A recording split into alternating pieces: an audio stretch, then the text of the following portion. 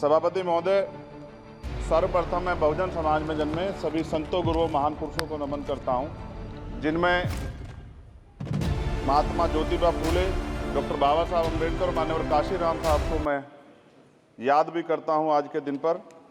साथ साथ नगीना की महान जनता और भीम आर्मी और हमारी पार्टी आज़ाद समाज पार्टी काशीराम के साथियों का भी धन्यवाद करता हूं।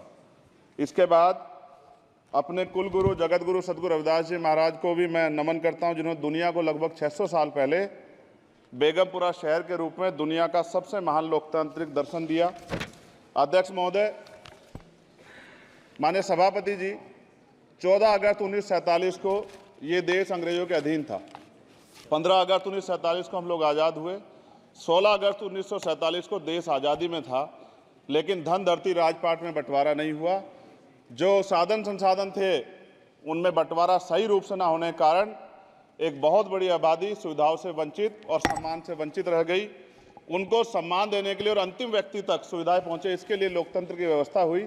लेकिन आज़ादी के 70 साल बाद भी हम कहाँ खड़े हैं, इस पर ये चिंता का विषय है। मैं मानता हूं कि सामाजिक न्याय तभी होगा माननीय सभापति जी, जब जातीय जनगणना पूरी होगी और जातीय जनगणना कराई जाएगी और साथ साथ संख्या के आधार पर आरक्षण जो है वंचित वर्गों का बढ़ाया जाएगा। उसके साथ साथ जब राष्ट्रपति जी अभिभाषण पर बात रख रही थी तो उन्होंने शहरी और ग्रामीण क्षेत्रों के विकास की बात कही और ये भी कहा कि दुनिया में सबसे उत्तम शहर हमारे यहाँ बने। लेकिन माननीय सभापति जी, 70% आबादी तो गांव में निवास करती है, तो गांव की आबादी के बारे में भी सोचना होगा कि उनका जीवन कैसे बदले। माननीय सभापति जी, उच्च शैक्षणिक संस्थानों में बहुजन समाज के जो छात्र हैं उनके साथ कास्ट एट्रोसिटी हो रही है, निरंतर उनकी हत्या हो रही है। साथ साथ जो सरकारी कर्मचारी हैं दफ्तरों में, उनके साथ भी जो SC ST OBC और मुस्लिम और अन्य धार्मिक अल्पसंख्यक, उनके साथ भी माननीय सभापति जी जातिगत और धार्मिक जो है शोषण किया जा रहा है। इसलिए मेरी मांग भी है कि पुरानी पेंशन को भी अध्यक्ष जी बहाल किया जाए। जो कर्मचारी देश की सेवा में लगे हैं उनका भी सम्मान होना चाहिए। साथ साथ सभापति जी, भाजपा ने चुनावी लाभ के लिए सबका साथ सबका विकास के नारे दिए जो खोखले हैं, क्योंकि 10 साल में दलित, पिछड़े, आदिवासी, मुस्लिम और अन्य धार्मिक अल्पसंख्यक जो अत्याचार हुए हैं वो किससे छिपे हुए नहीं हैं। ये गलत है, ये बंद होना चाहिए।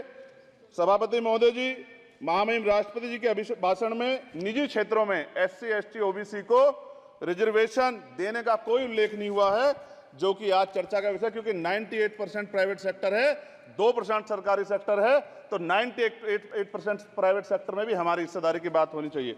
माननीय सभापति जी, आशा कार्यकर्ताओं, आंगनबाड़ी वर्करों, भोजन माताओं के वेतन वृद्धि पे भी कोई उल्लेख नहीं हुआ है, वो भी अभी नंगे, उन पर भी सोचना पड़ेगा।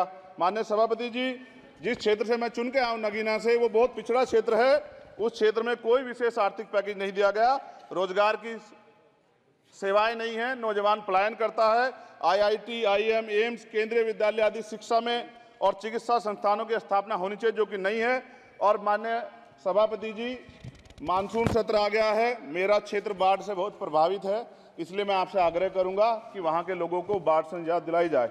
माननीय सभापति जी, चीन हमें आंख दिखा रहा है और लगातार हमारे देश की सीमाओं में घुसपैठ कर रहा है, इसलिए अग्निवीर योजना को हटाकर पुनः सेना भर्ती शुरू की जाए और साथ साथ भारत की सबसे प्राचीन व बहादुर रेजिमेंट में से एक चमार रेजिमेंट को पुनः बहाल करा जाए, ऐसा भी मेरा आपसे आग्रह है।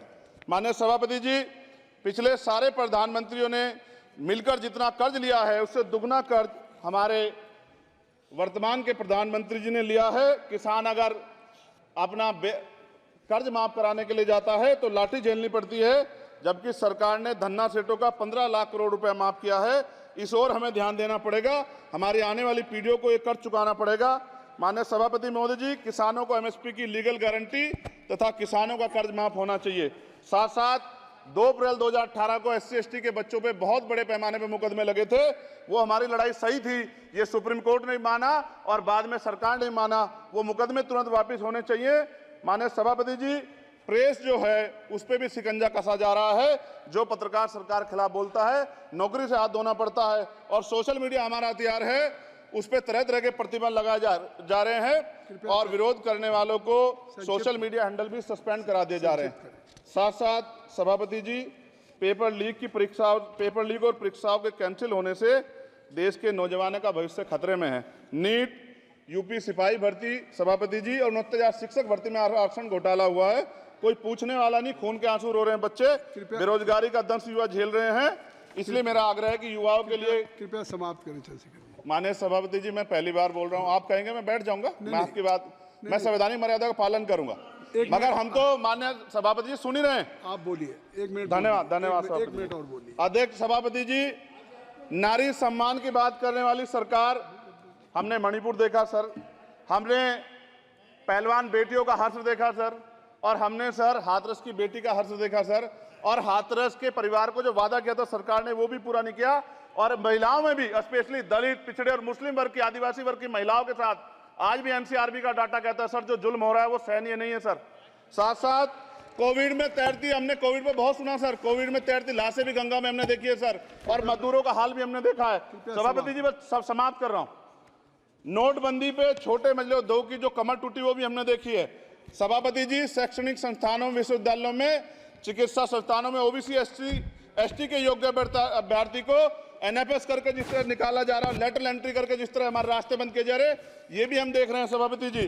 साथ साथ मेरा ये कहना है सर, ये सबका इशू है कि प्राइवेट कर्मचारी सर और सरकारी भी कई जगह पे 8 से ज़्यादा घंटों से काम करते हैं, और उनको जो सर उचित वेतन भी नहीं मिलता, तो न्यूनतम वेतन 20,000 रुपये तय हो और 24 घंटे की ड्यूटी। उदाहरण के तौर पे यूपी पुलिस सर बहुत पूरा काम करते हैं वो लोग। वो राज्य के विषय हैं, आप यहाँ सर मैं आपके राज्य सरकार के लिए भी आपके संज्ञान में डाल रहा हूँ विषय सर। पुलिस सब जगह है सर, लेकिन सवाल ये है सर, बहुत पसीना बातें हैं, 8 घंटे की ड्यूटी और वेतन विसंगति, वोटर स्कीम से उनको जो बाहर किया जाए। माननीय सभापति जी, 1 मिनट चाहिए सभापति जी। राष्ट्रपति जी ने धर्म के बारे में बात की थी, राम मंदिर से पहले हमारे गुरुघर तुगलकाबाद का फैसला आया था राष्ट्रपति जी, वो सभापति जी अभी तक दिल्ली में स्थित सदगुरु रविदास जी महाराज का गुरुघर नहीं बना। साथ साथ सभापति जी, अपनी बात को खत्म करते हुए मैं आपसे कहना चाहता हूं कि जितना देश दूसरों का है सर, इतना हमारा भी है। हम मरने के लिए पैदा नहीं हुए, जो चाहता है हमारी हत्या कर देता है। मूछे रखने पे, घोड़ी पे बैठने पे, मटकी छूने पे हमारी हत्या हो रही है। क्या बदला है सर 70 साल बाद भी? दलित, पिछड़े, मुसलमानों पे हिंसा नहीं रुक रही है सर। मेरा आपसे संरक्षण के साथ ये आग्रह है कि इन घटनाओं को रोका जाए, और देश किसी की बपौती नहीं है, देश संविधान से चलता है सर, और संविधान से चलेगा। संविधान छेड़खानी बर्दाश्त नहीं की जाएगी सर। धन्यवाद।